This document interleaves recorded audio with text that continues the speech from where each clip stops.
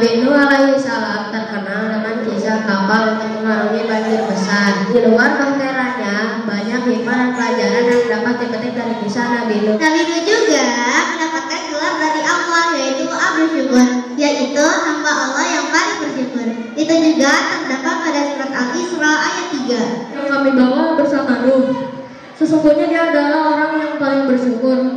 Bunyi terjemahan surat Al-Isra ayat 3. Rasul yang memiliki ketabahan dan keteguhan hati yang luar biasa, sesuai surat Al-Ankabut ayat 14. Untuk menyerukan ajaran Allah kepada Bani Rasul yang berhala atau berupa patung-patung. Kezaliman di masa itu sangat besar. Pada ajaran dan peringatan yang disampaikannya, kaum Bani Rasid bahkan tidak percaya bahwa Nabi Nuh adalah seorang rasul. Nabi Muhammad SAW suka mengerjakan sendiri hal-hal yang bisa dilakukannya. Beliau tidak pernah meminta tolong kepada orang lain. Beliau suka menolong orang lain yang membutuhkan semampunya.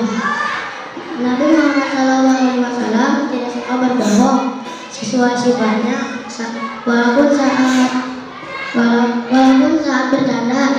Nabi Muhammad juga menghormati orang yang lebih tua. Hidup tentu akan bisa dipenuhi. Beliau pun selalu mengatakan insya Allah, yang artinya jika Allah mengizinkan.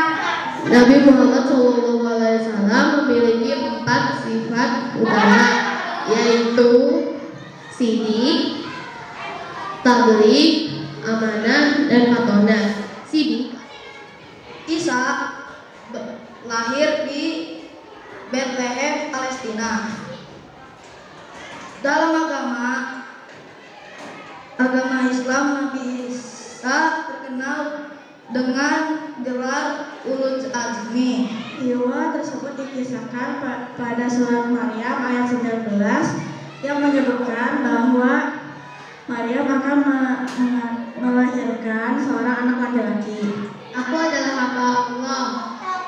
Ia telah memberikanku kitab Injil dan Ia telah menjadikanku nabi Dan Taurat. Hal tersebut membuat Isa dicari oleh raja untuk diberikan hukuman pasul. Musa yang mirip dengan Isa.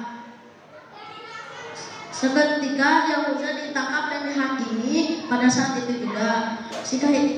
Kisah ini diabadikan pada surat An-Nisa ayat 157.